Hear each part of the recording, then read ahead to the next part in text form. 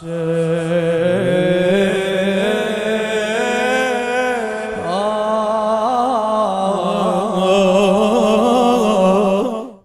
الله الرحمن الرحيم. الحمد لله رب العالمين، والصلاة والسلام على أنبياء الله جميعا وعلى سيدهم وخاتمهم حبيب إله العالمين أبي القاسم المصطفى محمد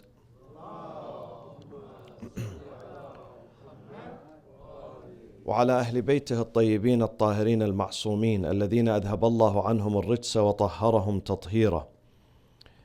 صلى الله عليك يا سيدي ويا مولاي يا رسول الله.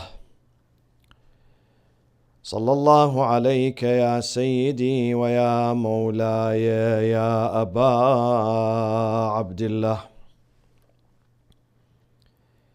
يا رحمة الله الواسعة ويا باب نجاة الأمة ويا عبرة كل مؤمن ومؤمنة، يا ليتنا كنا معكم سادتي فنفوز فوزا عظيما. أعوذ بالله من الشيطان الرجيم. بسم الله الرحمن الرحيم. يا أيها الذين آمنوا اتقوا الله ولتنظر نفس ما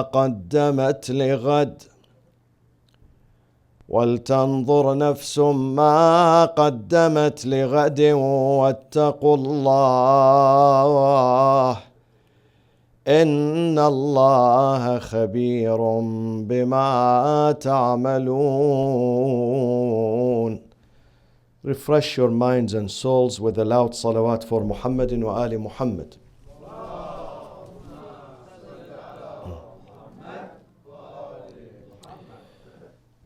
Tonight's subject is the empowerment of our Muslim women.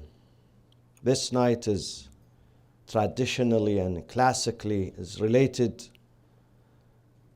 to an honorable lady, which we're going to mention her at the end of this session, and that is Sayyida Fatima Al-Kilabiyya Al-Baneen alayhi salam. And this subject has to be discussed and addressed and promoted within Islamic circles, within our societies, our countries, our families. We need to address this subject of empowering our women. No society today on earth, be it Muslim or non-Muslim, can move forward or can progress or can be integrated without the participation and the engagement, the full engagement of women. Women should not be marginalized. They should not be forgotten. They should not be used as a commodity. They are not objects. They are a human soul, and they are equal to men. And that is mentioned in the Quran in many verses. So they have to be honored and respected, and they have to be encouraged. No society can grow, no society can develop if half of its citizens are marginalized. We need the participation of every member in the society. We need the participation of men, women, children, youth, rich, poor. All the people have to be there. And our empowerment should not be only through lectures and speeches and slogans. It has to be translated into our daily life. We have to practice that at home first. We as husbands and fathers and sons, we have to practice that at home. We have to empower our women in our family. The journey, I always say, begins with us, with me. The journey of Islah, the journey of reforms, the journey to fix our societies begins with ourselves. So it's not only slogan, it has to be translated into actions. And there are a few steps to be taken here. I will mention 4 or 5 of them tonight. How to empower our Muslim women. What should we do here? This task is not easy. Muslim women have been neglected in Islamic societies, in the traditional societies today. They consider it a victory to allow women to drive. They consider this a huge victory. Imagine, just to drive, to sit behind the wheels, it's considered a victory. Look how much we are behind. So we need to do something about this. We need to change these wrong perceptions, wrong ideas, wrong traditions. We cannot prosper, my friends. We cannot prosper if our women are treated as second-class citizens. Islam cannot move forward. We cannot tell the American and the Canadian and the Westerner that, look at how beautiful my religion is, when your wife is not there. When your wife is only a housewife. This is her role. No more than that. She's there just to clean, just to cook, just to change diapers. You cannot tell the Westerners, and I have a good religion based on equality, on honor, honoring humanity, if we neglect our women. So there are steps. Step number 1, what should we do? Women have to be respected. Respect is number 1. Women have to be honored. Women have to be treated equally. And we have to believe in that concept, not because of the Canadian law I have to treat my wife equally, or the American law, or man-made law. I have to believe in that concept. I have to embrace it. Before the Canadian and the American Constitution tell me about equality of the genders, the Holy Quran, my Constitution, tells me about this 1400 years ago. It says that nowhere in the Quran says women are less intelligent, less capable. Nowhere in the Quran says that women were created to serve men. Women were created only to cook and clean. Where is it? Do you find that in the tradition of Lady Khadija alayhi salam? Wasn't she one of the 3 entrepreneurs of her society? There were only 3 rich people in Mecca at that time. One of them was Lady Khadija. And she had a very successful enterprise. She had a very successful business. This is the wife of the Prophet, one of them. In the life of Fatima al-Zahra, a lady who comes inside the mosque and she climbs the pulpit of her father. She stands where her father used to stand and deliver his speeches. And she shakes the foundation of the community with a powerful political statement, with the rejection of tyranny and injustice and corruption. This is Lady Fatima alayhi salam. And Lady Zainab is not far from us. Imam Hussein insisted that my revolution in Ashura would not be complete without the participation of my sister Zainab. She has to be with me. I don't want her there to cook for me food. We can fix food ourselves. I need her to carry my message, to continue my message. These are vivid examples of our leaders, of our imams. So why we don't adhere to this? What happened to the Muslims? So number 1 is respect. To treat them equally. Because the Quran says so. Not because I want to please the Americans and the Canadians, or I want to look nice in front of others. This is my message. This is my conscience. This is my morality. This is my principle. This is my faith. My faith says, where is it? It's in the Quran, peppered through the Quran. Open any chapter, you will find an evidence of that.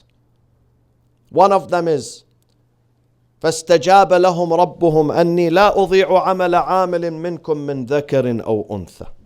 God promised that I would not diminish the work, the deed, the product, the achievement of a male or a female, be it male or female, من ذكر أو أنثى, they are equal. In the eyes of God, they are equal.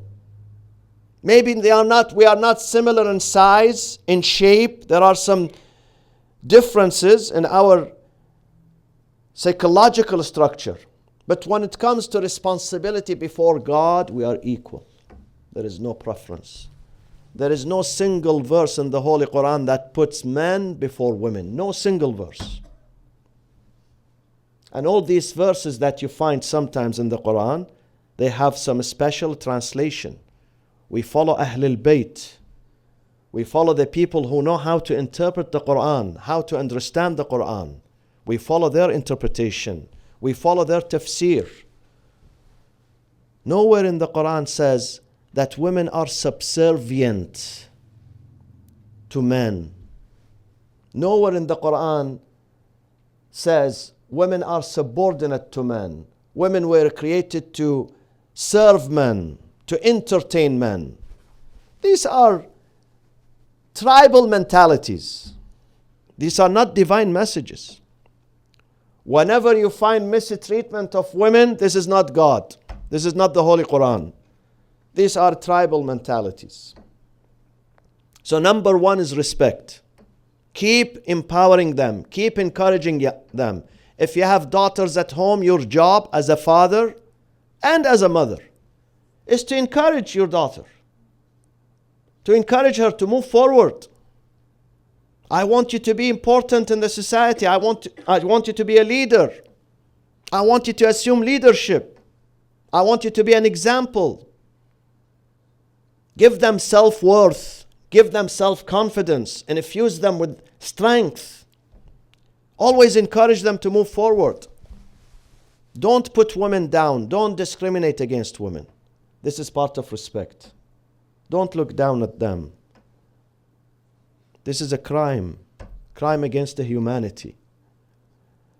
Adam alayhi salam, when he was created, God created Eve after him. They say in the history that for a few minutes before Eve was created after him, he felt lonely. Alone, he felt lonely. Immediately God created Eve. So he found sense of relief, sense of satisfaction. He found peace. He said, God, who's this creature that you created? God said to him, this is your spouse. This is your partner. This is who's going to continue the journey with you. Your journey is incomplete without her contribution. Women are our mothers who carried us, sisters who are partnering with us, wives who are protecting us. We cannot survive without them. This is a reality. So this is number one item. Respect. Remember, as a son, as a brother, as a husband, respect women. Not just your wife, not just your mother, all women. And we have to teach the young generation in our community how to deal with women. There is an etiquette. This etiquette should not be based on suspicion. Oh, don't let them see each other because they might do something wrong. This is wrong. This is wrong. You are teaching them that you are dangerous. So once you get close to each other, you're going to explode. Rather than telling them you are dangerous to each other, say, look at this sister as your daughter, as your sister, as your relative. Are you going to exploit her or are you going to respect her? Are you going to take advantage of her or are you going to defend her and protect her? This is what we should teach our children. The way they deal with women. In some Islamic societies, I'm not speaking about this community or about Canada or America, but in some Islamic societies, in some Islamic countries, women are disrespected by Muslims. Sometimes we complain here that the West does not respect our women. No, they do. Believe me, they do. The damage that is happening to Muslim women by the Muslims is far greater than the damage which takes place in the West. This is because wrong cultures, We did not know how to raise our children. The climate there is about suspicion, is about temptation. Oh, don't look at her, don't see this picture, don't speak to your cousin. She has to cover from head to toe. Whoa, what's this? Are we animals or we are human beings? When we read the history of Islam, we find that the Prophet is in his mosque. Women stand and they talk to him inside the mosque. Women ask him a question inside the mosque. He didn't say, oh, shut your mouth. Abe, don't say this. He never said that. He encouraged them to come forward, to be in the mosque. They came to him, they said, Ya Rasulullah, please, when we come always men are surrounding you, so give us one day. He said, 1 day a week is for women only. Yes, I'll give myself to you, my knowledge to you, my time for you, because you are an important part of the society. So this is number one, respect. Number two, learning and education. Women have to be educated. Your sisters, your daughters, women in your community, in your family, have to be encouraged to go for education, and not just education, higher education too. The highest levels of education. Knowledge should not be reserved. Schools should not be reserved only for boys, only for males. طلب العلم فريضة على كل مؤمن ومؤمنة. A male and female, not just male. You know, until now, in some Islamic countries, until this moment, they are still discussing and debating whether women should go to school or not. Can you imagine? We live in the 21st century. They're still debating that, is it halal to go to school or haram? And some of them, they say, no, it's very dangerous. Don't send her to school. Because once she started to learn, she's going to rebel against you. Ajib. Rebelling against you? Why? Knowledge does not lead to rebellion. In fact, ignorance is going to lead to rebellion, not knowledge. What's wrong with knowledge? The Prophet ﷺ says, Al-ilmu ra'su kulli khair.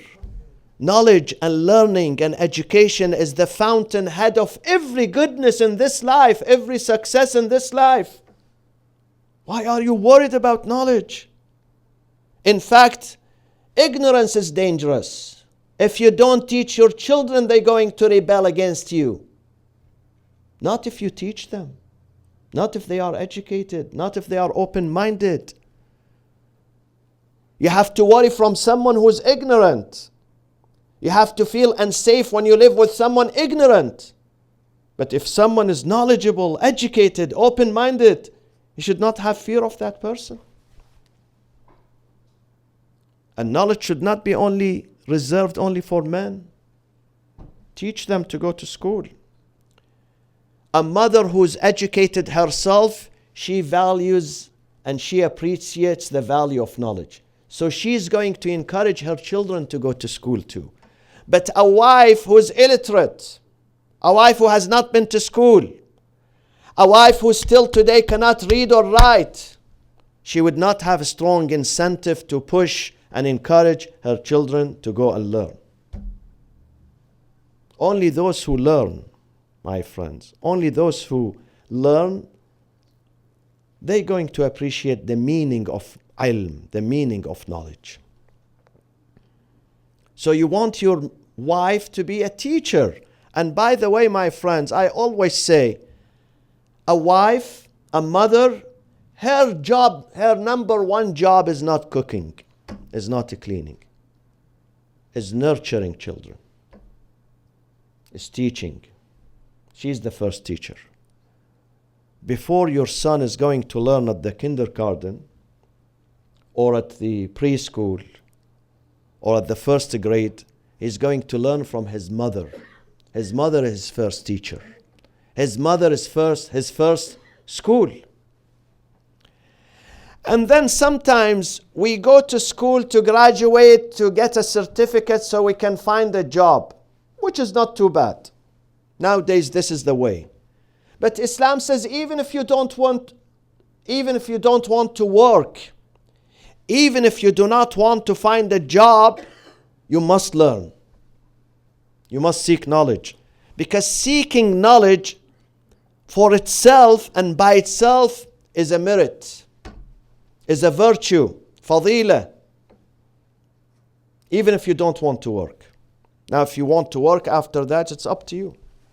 But even if you don't want to find a job, to be a learned person is better than being an ignorant person. Through knowledge, you can find your way in life, not just to find a job, your way in life. You can raise good family, you can protect yourself, you can lead a healthier life, a more stable life. Now, some people ask, they say, Sayyid, but if we encourage our wives, our daughters to go to school and graduate and get a job, who is going to raise children? We're going to lose our children. This is a question many people ask. So what is the answer? Sometimes there is no conflict or a clash between raising children and working outside the home. I've seen this. Some people can do it. Some people can manage it.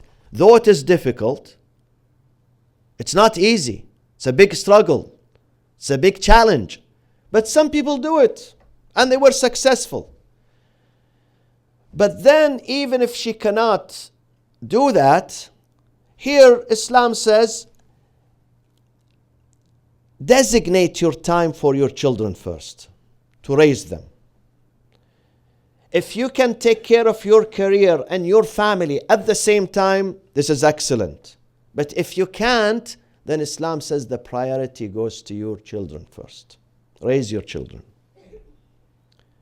Because sometimes some women say, I want to be a good engineer, to build roads, bridges, infrastructure, which is good, excellent. If you don't have kids, if you don't have responsibility at home, or if you don't have small children who need the attention, the care of their mother 24/7, then this is good. Go for it.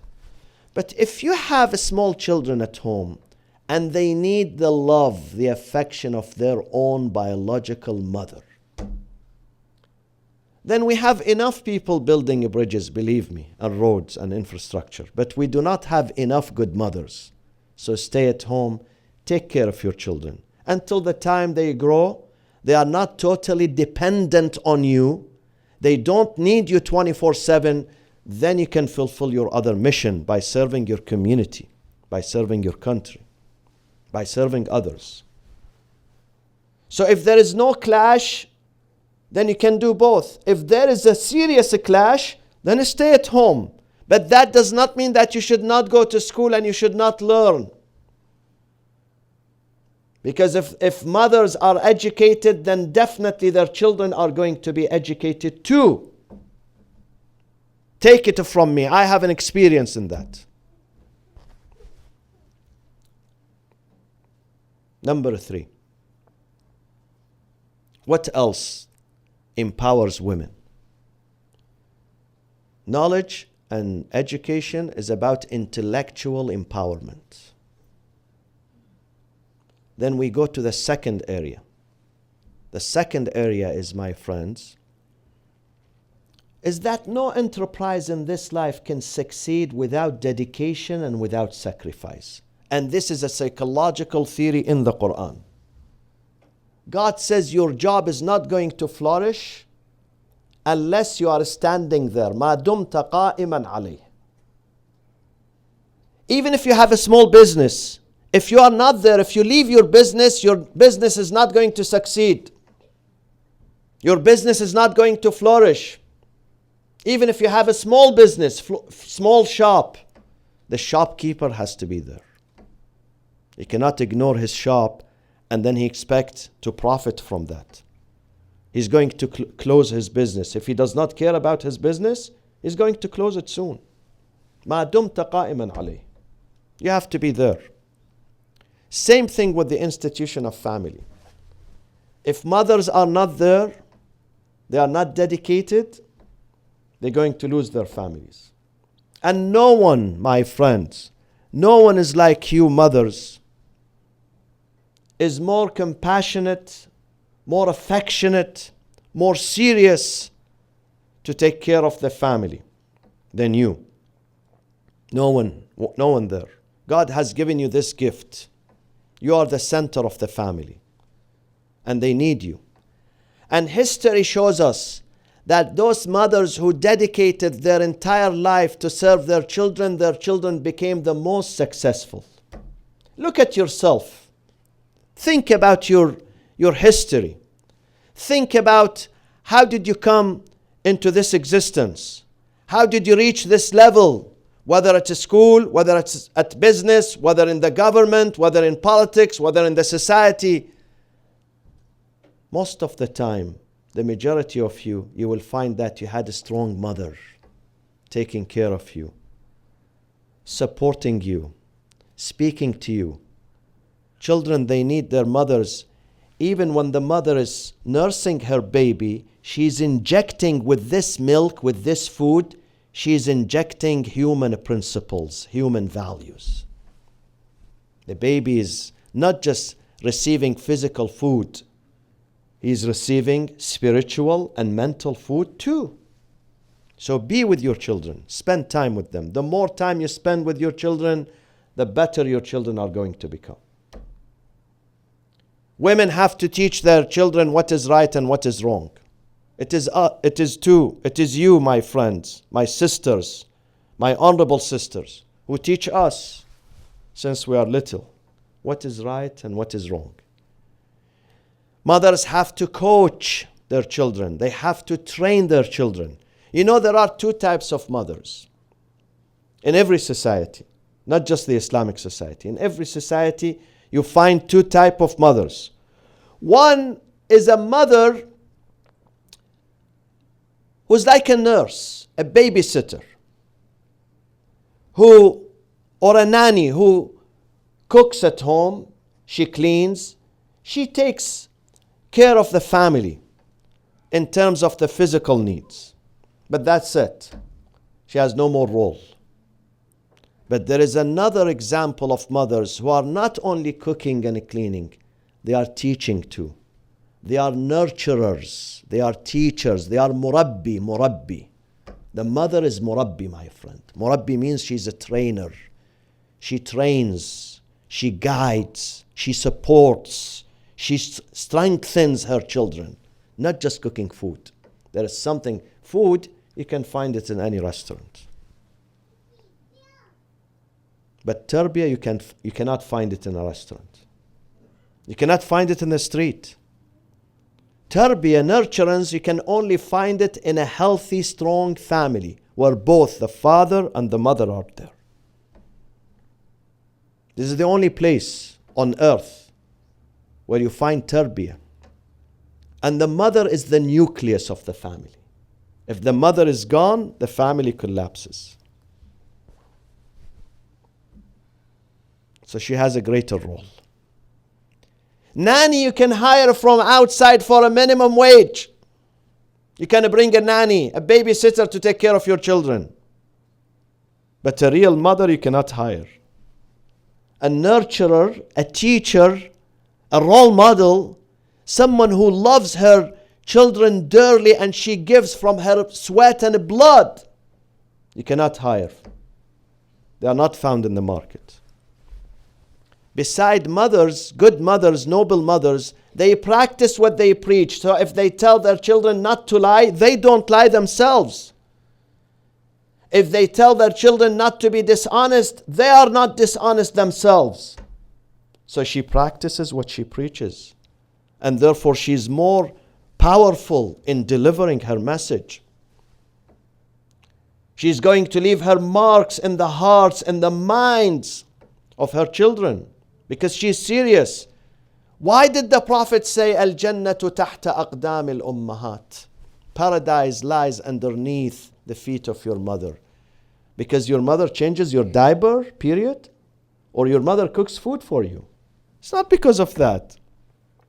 Changing diapers is not, I did that for so many years. It's not difficult, believe me. We can do that. But because the mother, she practices what she preaches. The mother instills values, human values, Islamic values in the minds and the hearts of her children. Children are influenced by their mothers. Today, look at many families. Make a survey in your mind and don't tell anyone about it. When you go home tonight, survey few families. And you will find some of those children in some families are very strong, moving forward, full of energy, full of hope. Others are broken. Others are failures.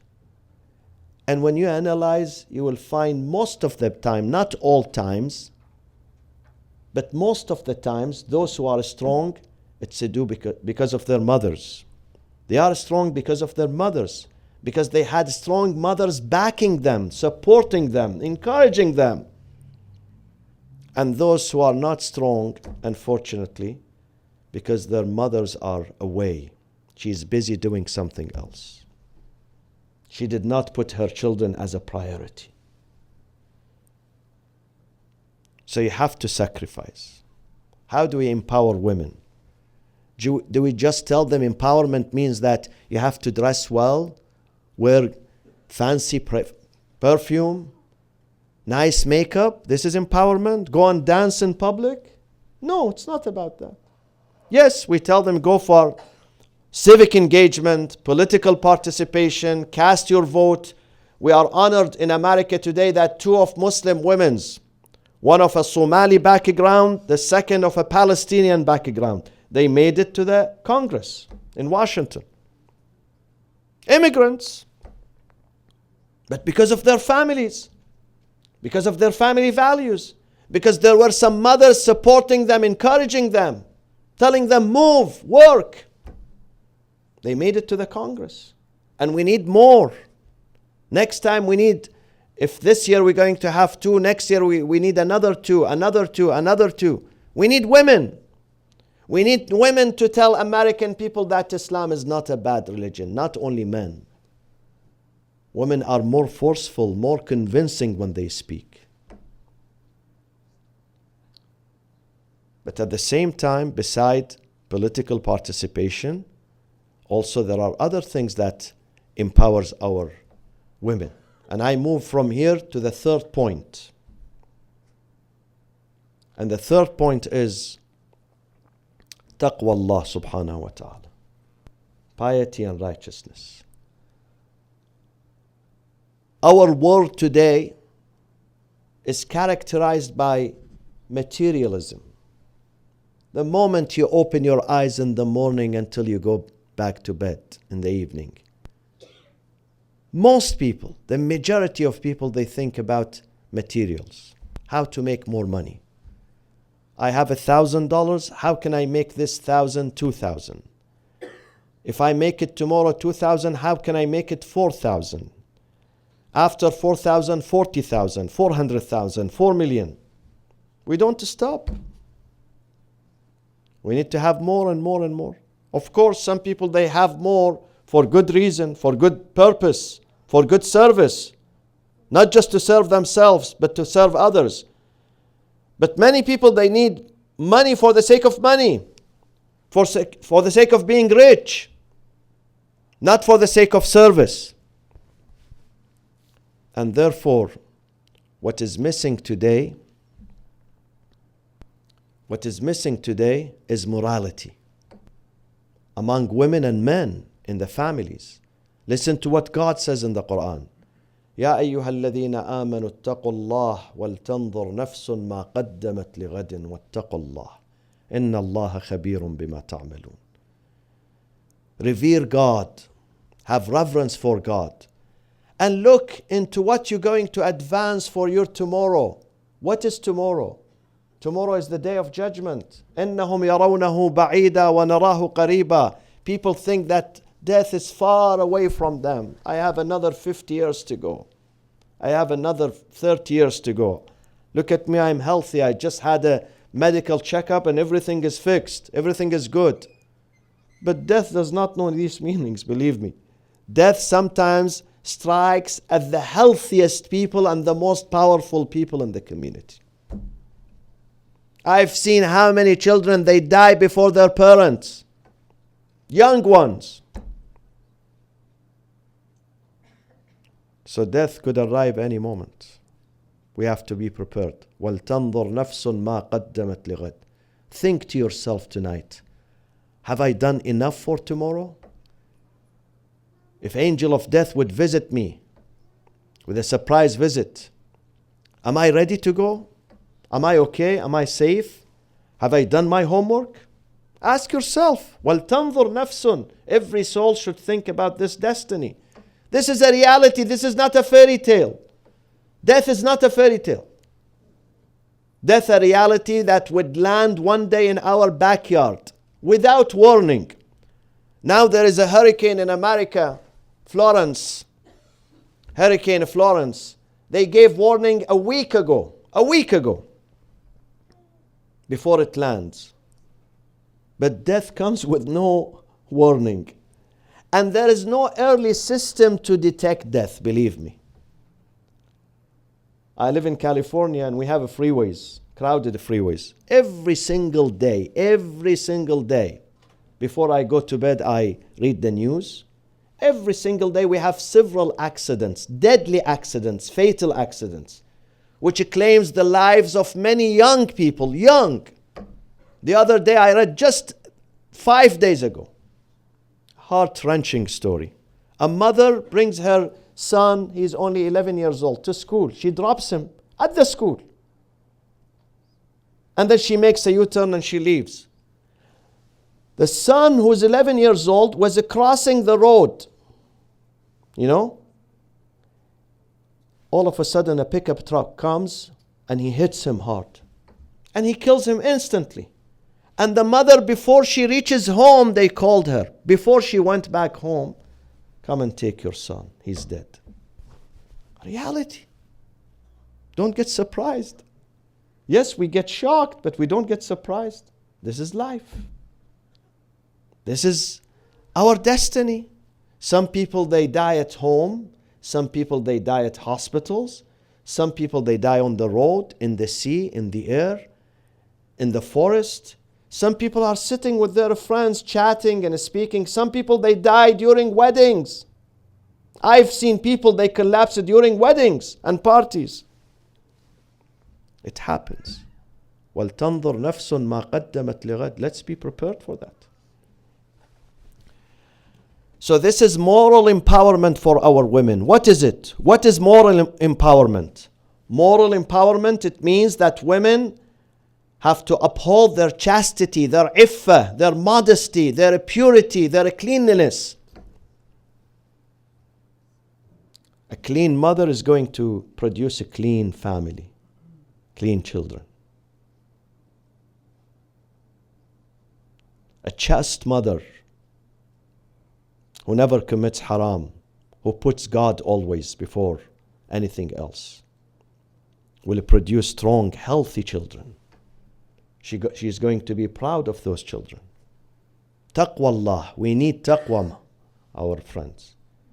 Do you know why we have lots of divorces now?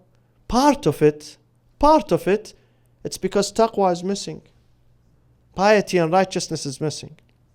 Sometimes we get obsessed with this dunya. Sometimes we get over-chanted with the dunya. Obsession with the dunya. And when dunya creeps in, I don't understand, I don't realize, I don't feel it. When dunya creeps in my heart, in my soul, deep inside me, we don't realize it. I know many good mothers, they don't miss any prayers, but she's obsessed with shopping. Even she buys things that she doesn't need. This is not part of being a good Muslim. Good Muslim does not mean you don't miss your 5 daily prayers. Good Muslim, it means that you don't do injustice, neither to others nor to yourself. Materialism is dangerous. Especially when we live in the West, everything calls for materialism. And we compare ourselves to others. We compare our homes to their homes, our vehicles to their vehicles, our businesses to our clothing to This is wrong. God says to the Prophet, وَلَا تَمُدَّنَّ عَيْنَيْكَ إِلَى مَا مَتَّعْنَا بِهِ أَزْوَاجًا مِّنْهُمْ زَهْرَةَ الْحَيَاةِ الدُّنْيَا لِنَفْتِنَهُمْ فِيهِ وَرِزْقُ رَبِّكَ خَيْرٌ وَأَبْقَى. Don't look at what people have and always desire, because greed does not stop. Believe me, if you don't crush your nafs, your soul, it's not going to stop. Greed is not going to stop. You have to stop it yourself. You have to say enough is enough. God has given me more than what I deserve. I have a house. Even if my house is a small apartment, since I have peace in it, this is my oasis. You don't have to keep comparing and rivaling others. Focus on your akhirah. If there is some rivalry, it has to be about the akhirah. How much I did for my akhirah. How much is left of my life? How many more years? Even if I am going to have a natural death. Just before I came to the minbar tonight, I checked the news on the BBC. You know, it says this year, 2018, we're going to have the highest rate of cancer worldwide. 2018. Can you imagine? As we advance more in technology, economies, but at the same time, there is a setback when it comes to health, because the style that we lead, it's unhealthy. The lifestyle that we lead, it's unhealthy. We don't take care of our health. And because of the climate change, because of pollution, we don't care about the environment. All what we care about is to make more money. All what we care about is the economy, even if it is at the expense of your health, of people's health.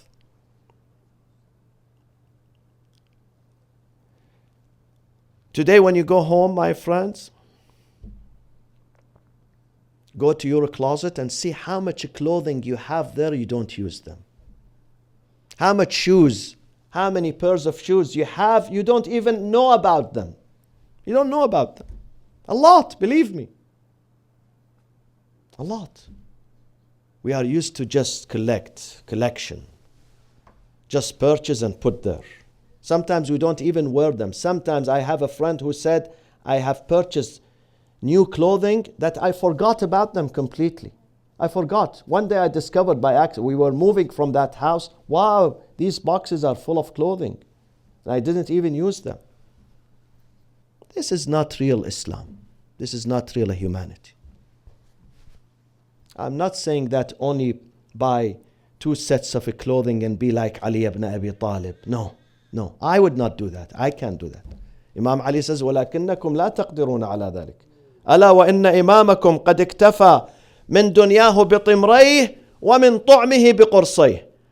From this entire dunya, I have only 2 sets of clothing. Only 2.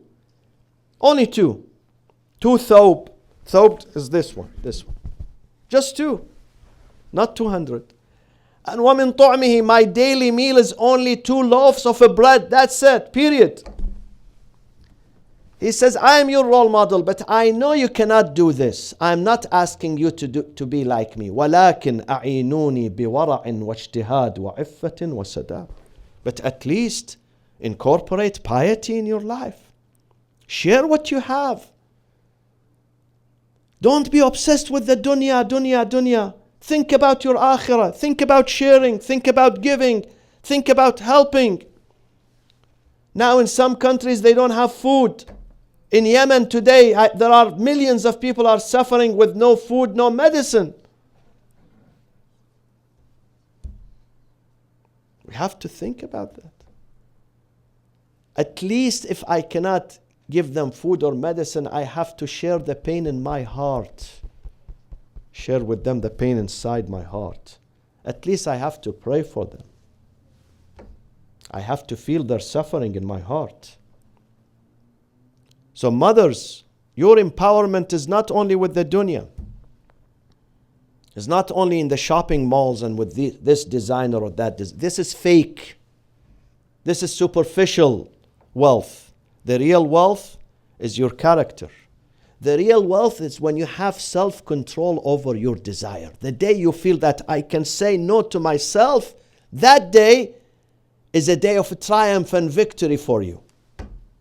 If you say no, yeah, I know this is a nice car and maybe I have money to buy it, but I'm not going to buy it. I'm not going to indulge my nafs. I'm not going to spoil my nafs. وَنَفْسٍ وَمَا سَوَّاهَا فَأَلْهَمَهَا فُجُورَهَا وَتَقْوَاهَا قَدْ أَفْلَحَ مَنْ زَكَّاهَا. If you have self-control over your nafs, indeed you are successful. But if you don't, وَقَدْ خَابَ مَنْ دَسَّاهَا. If you lose control over your nafs, then you are a failure. This is a lesson we learn from Ahlul Bayt alayhim as-salam. There are many other points I would like to mention, but I'm looking at this clock in front of me. And I have to respect time. One of the things that we, the Muslims, have to learn is respect for time. Again, mothers, let me conclude with this. Spend more time with your children. I know your children, they go to school. But help them out, not only with their homework, but with Quranic recitation. You know, when you teach your son, your daughter, Quran, you're going to learn yourself. You're going to benefit yourself. I have a friend of mine who said, Sayyid, you know, I married a lady, and the biggest gift this lady provided me with, not that she cooks food for me, not that she does other things, but she taught me how to perform Salatul Fajr. I didn't care about Salatul Fajr. I would not wake up.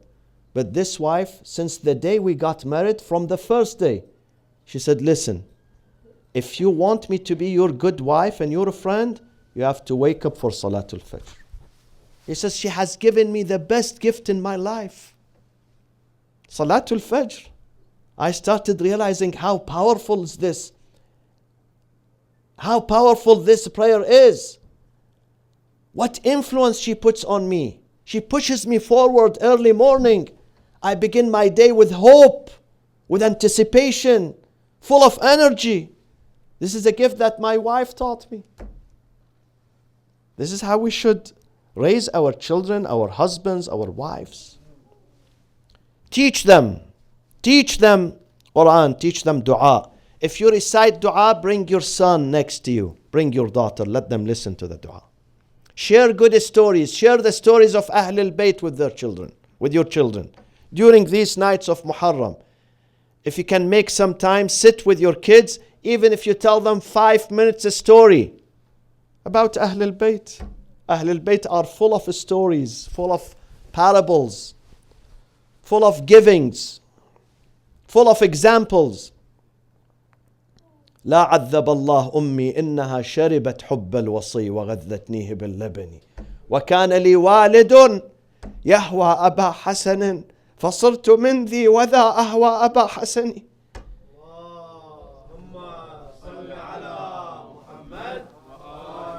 He says, the reason I am Shia today, it's because of my mother. My mother loved Amir al-Mu'mineen. So she started teaching me, injecting me with his love. With every bite she gives me, she tells me a story about Ali ibn Abi Talib. This is why today, look at me, where I stand. It's all because of my mother. The mother has a strong influence on her children. They listen, they respect, believe me. They connect well. You know, we all have fathers and mothers. Maybe my father is more important in the society to my mother. He's more important in the society than my mother. But I'm closer to my mother. Every time I call Karbala, every 5 times I speak to my mother, 1 time I speak to my father. Believe me, this is the ratio. Every 5 times with my mother, 1 time with my dad. Though I respect my father more, but I'm attached to my mother. I tell her, I wish I can come today and just wash your feet and kiss your feet. That's an honor for me. If you are a strong Shia, this is because of your mother. This is empowering women. You have to know your value. You have to know contribution. You have to know your role in the society. Tonight we speak about a good mother who raised 4 children. And you know how Amir al-Mu'mineen fell in love with her from first night? He married her after Fatima al-Zahra, almost 20 years, 23 years after the martyrdom of Lady Fatima alayhi salam. But then he fell in love with her from the night of wedding by asking her a simple question. He was testing her. So he said to her, "What gift do you want me to give you?" She said, "Ya Amir al-Mu'mineen, I want you to change my name from Fatima to something else." He said, "Why do you want me to change your name?" He said, "Ya Amir al-Mu'mineen, because I feel sorry for Hassan and Hussein and Zainab and Kulthum. Whenever you call me by my name Fatima, they're going to remember their honorable mother Fatima al-Zahra. They're going to be heartbroken. And I don't want them to be heartbroken. Keep that beautiful name for Zahra alayhi salam. Keep that beautiful name Fatima only for their mother. Change my name. Call me with another name." So he came up with this idea, subhanallah. He called her Ummul Baneen. He gave her such a beautiful and a true title. And she truly became Ummul Baneen. She delivered 4 heroes, 4 wonderful children. And Amir al-Mu'mineen sees the result on the day of Ashura. And the reason why he married Fatima al-Kilabiyya al-Baneen, he asked his brother Aqil, he said, "Aqil, اخطب لي امرأة ولدتها الفحولة من العرب." قال وما تصنع بها يا أمير المؤمنين؟ قال لأرزق منها ولدا أدخره ليوم الشدة. I need you to go and ask the hand of a lioness in her community, a strong lady, powerful lady, a courageous lady. She comes from a courageous family. Why? What do you want to do with her? She can delivers a hero for me. I need that hero to help my son Hussein on the day of Ashura. And therefore, when Imam Zainul Abidin asked Bashir ibn Hidlim to precede the caravan and go into Medina and tell the people about the tragedy of Ashura, Bashir came at the outskirts of Medina. He raised his voice, "Ya Ahla Yathrib, Ya Ahla Yathrib." People gathered around him. Mal khabar, what's wrong? What news do you have? He said, "Al khabar inda qabri Rasulillah." Go gather there. I'm going to tell you what happened. When he approached, he reached close to the grave of the Prophet, the mosque of the Prophet sallallahu alaihi wasallam. Again he said, "Ya Ahla Yathrib, la muqama lakum biha." There is no more joy for you, no more stability for you in this city of Medina. What happened? Why? يا أهل يثرب لا مقام لكم بها قتل الحسين فأدمعي مدرار. Imam Hussein, your son, the son of this city, has been murdered in Karbala. الجسم منه بكربلاء مضرج. His body has been decapitated in the land on the sand dunes of Karbala. والراس منه على القناة يدار. And his severed head atop of a lance is carried from city into another. Then he says, while I was standing there, an honorable lady started approaching me. I asked about her identity. They told me that she is the wife of Ali ibn Abi Talib. This is Ummul Baneen. This is the mother of Abbas and his brothers. So she came close to me. She said to me, أيها الناعي أخبرني عن ولدي الحسين. I said, Allahu Akbar, I just said. She did not pay attention. Probably she's very shocked.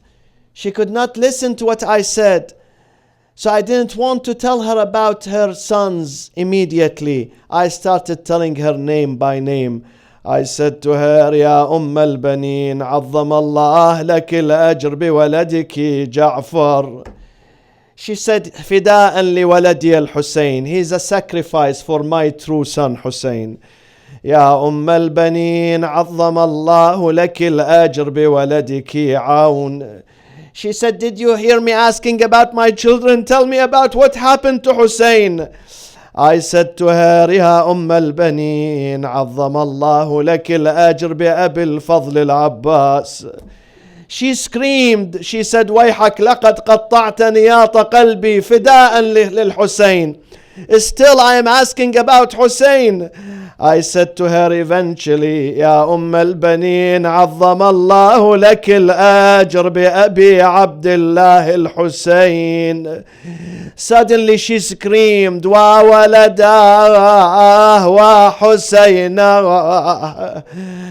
أنا قاعد على درب الضعون وسائل اللي يرحون ويجون.